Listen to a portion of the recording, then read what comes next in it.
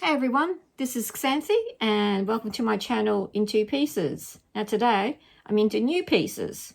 That's right, it's time for another puzzle haul video. And I swear these come round a lot quicker than I realise. So this month's haul, I feel that I held quite a bit of restraint. And let me explain. This time of the year tends to be a lot of sort of Halloween and spooky themed puzzles that come out, and that is one of my great weaknesses. I love sort of Halloween and Halloween adjacent sort of images. Now the problem is though is that I like to save my Halloween specific ones to do in October, and there's only so much puzzling you can do in 1 month, and then there's ones that I haven't finished that I get left to the following year, and then I buy a few more, and then anyway I end up with more Halloween puzzles than I can do in a year or in that Halloween sort of season, so they stack up. So I've got quite a collection. And that will be in a future video coming up soon, where I'll show you my Halloween collection and then go into a deeper dive on the few that I chose to do and share with you. But getting ahead of myself. So this time around, I decided to be very picky with Halloween puzzles that I buy. So you'll see a few in this collection, but not that many. And there's a few sort of what I would call Halloween adjacent. They tend to have sort of like spooky kind of themes, but they're not specifically Halloween. So let's get stuck into it. Now I'll start with the spooky ones that I got, Halloween specific ones that I got from Cobble Hill. And we'll start with this one. It's called Halloween Cookies, and it is very cute, but it's got quite a limited color palette. A lot of orange, as you would expect, a lot of black. So I think that'd be quite challenging. It is random cut, which makes it even harder. I'm not a huge fan of random cut. I don't mind it, but I would prefer if it wasn't. But I like the image, so I did grab it. So that's the first Halloween one. The next Halloween one by Cobble Hill, again, this one is 1,000 pieces. It's called Spooktacular, and it features the jack-o'-lantern, which I absolutely love. It's very dark. I think if this one came out as a 500, it might work better than 1,000. I think as 1,000, it'd be very challenging. I think I'm going to have my desk lamp on for this one. And the last Cobble Hill that I got, again, random cut, and I do believe all of these come with a poster, which is great. Now, of course, this is cat themed. It is super cute. It's called Cat Thoughts, and I had to grab it. I try not to get too many cat ones because I already have a lot of cat puzzles, but this one's too cute to pass by. I do like that Cobble Hill are now doing these smaller boxes, but they include the poster. So if this is too small for you to refer to while you're puzzling, at least you got the poster then, which I'm going to assume is bigger than the box. So yeah, there is that. The only other thing I would like them to see is to get rid of the shrink wrap. I'm not keen on it. I'd like for them to go the way of other puzzle brands and phase that out. So that's my Cobble Hill. Now we'll go on to what I call the miscellaneous sort of ones. First one is Ebu. Amazon Rainforest is what this one is called. It was gifted to me by my teammate Vicky, and for myself and my partner Marcus to do. Now Marcus is really into his zoology. He gave this a quick look and he said, yep, these are Amazonian animals. So that's good to know. I think this one's going to be very challenging as 1,000 piece. There's lots of green and there's all that fur and feathers to deal with. But it is super cute. I don't have many Ebus. I've got a few. They are quite expensive here in Australia. And they've got these super glossy pieces, which I'm not overly keen on. But if I really like an image, I will do an e-boo. And funnily enough, even their boxes are like super glossy as well. So yes, thank you to Vicky. Oh, at the back it says actual piece size. So that's actually quite large. Yeah. So the next one is a very special one. And it's special because it's a Magnolia puzzle. 500 pieces of these cat Russian nesting dolls. Magnolia brought this out as a 1,000-piece puzzle.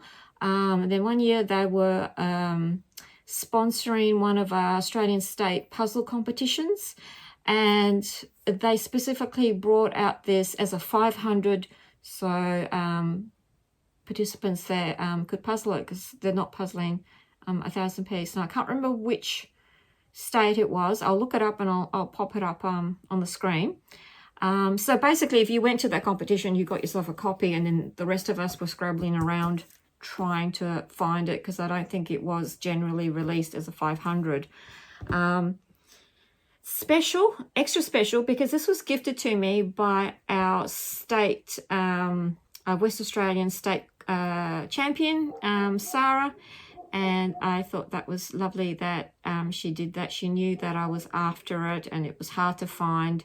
It's brand new, still sealed, and we know how good, you know, Magnolia puzzles are. You know, quality is top notch. So that is a very special puzzle for me, and thank you, Sarah, for gifting it to me.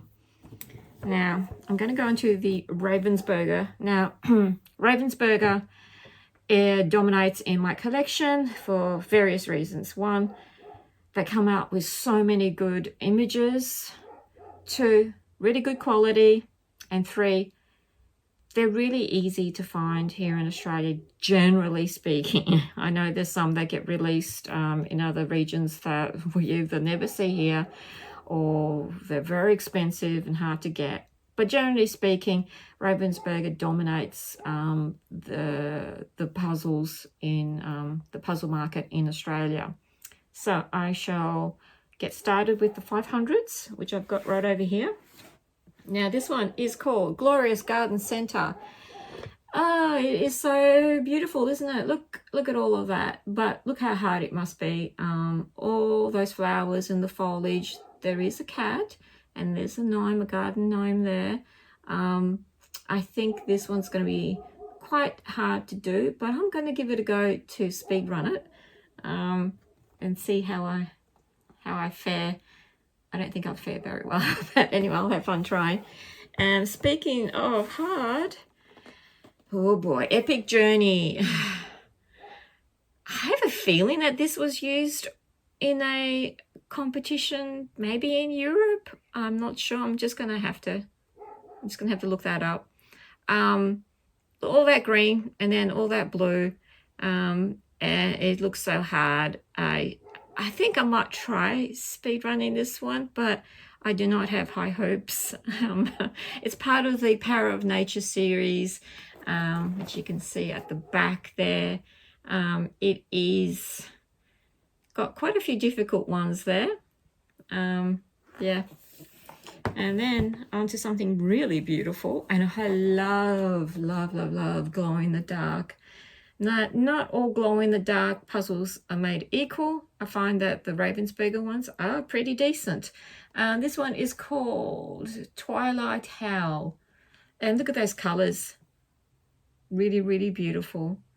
I don't really think this is going to be a speed run sort of one. This one's going to be probably just do it slowly and enjoy it. I think it'd be very difficult to speed run it. But yeah, do love a good glow in the dark. Now this one here is, what's it called? It is Puppy Pals. And it is one that came out quite a while ago, 2015, by Keith Kimberlin. He does quite a sort of cute sort of puppies and kittens and things. I've been after this one for quite some time. Had trouble finding it. Finally found a copy for a decent price, and it's brand new. And I do believe Ravensburger have released it in the new packaging, which is smaller. This is the original. I do like a good collage. I think that will be a fun one to do. Now, one that might not be so fun is this one. Romantic Bridge, it's called. It's got one piece missing. Doesn't bother me. Secondhand, and it was actually given to me by my other teammate, Karen. And I have to laugh because she said that she never wants to see this puzzle again. I think she did do a speed run on it, but it was difficult, and I hate to imagine like me trying to speed run. Maybe I'll give it a go, and I know I'll fail miserably because look at all that. That looks so hard. But yeah, I laughed when she said that. Now, one more 500, and it's a special one. It is the Wednesday Nevermore Academy one, the round one. Been eyeing this one off for quite some time. And is it going to be hard? You betcha. I mean, look at it. It's got all that black and the purple and the yellow and the white, and that's pretty much it for the color. Not one I'm going to speed run. I'm going to say that right now. And it is just very, very cool. And speaking of Wednesday Addams, finally got this one. Oh, I think these are images from the first season. Now, if you're a fan of the series like I am, this one's for you. But it looks pretty hard. Again, limited color range, a lot of dark areas. But this is one to do slowly and, savor it, I guess. And I do love just the packaging of this series with the purple and black stripes, like their school uniforms. So yeah, I was very pleased to get that one. Also pleased to get this one, Little Garden World. Look at it. It's so beautiful. There are so many elements to it. It's so colorful. I do believe it was used either in American or European competition. I can't remember now. I'm going to have to look it up and pop it up on the screen. And it's just gorgeous. I think this would make a good team puzzle. It's busy, but it's got like sort of different areas that people can work on and do some sorting. So I was very pleased to finally get that one. And finally managed to get Busy Birdies by Dean McAdam. Oh my goodness. This only just now is starting to show up on the market for us here in Australia. I think it came out, was it 2 years ago? I don't see a year on this, which is unusual. Oh, 2024. Okay, not that long ago, but it feels like ages because I was hunting for this one, and it was popping up on Amazon for some stupid prices, like $50, and I'm like, no, I'm not paying that. As much as I love Dean McAdam, I do have lots of his other puzzles. There's some that I'm still chasing. It's colorful. It's got a lot of like fun little details, a lot of little jokes in there. And yeah, it's just a delightful looking puzzle. Now, what I found interesting about this one is at the back, there's some of these other puzzles mentioned, pictured. And like the Ocean Lounge one, that is, I do believe, one that was used this year in the American national competition. That is one that I'm hoping to, maybe we'll wait 2 years and that one will get released here in Australia, but that's one I'm hoping to grab. The Dog Walker, I'm hoping to find a copy as well. Again, that I'm having trouble finding that one, so I don't know if it's gotten wild release here yet, but it has also been released, I think, in the large piece sizes. So I think I prefer to have the 1000 though. And of course the Busy Birdies. And then curiously, there's one here called the Cat Groomer, which I don't think has been released anywhere yet. or it might be just on the verge of being released. Anyway, I was very excited to see that one because, of course, I'm a cat person. There is lots of funny elements in it, and your eye gets drawn to the black cat right in the middle of the image.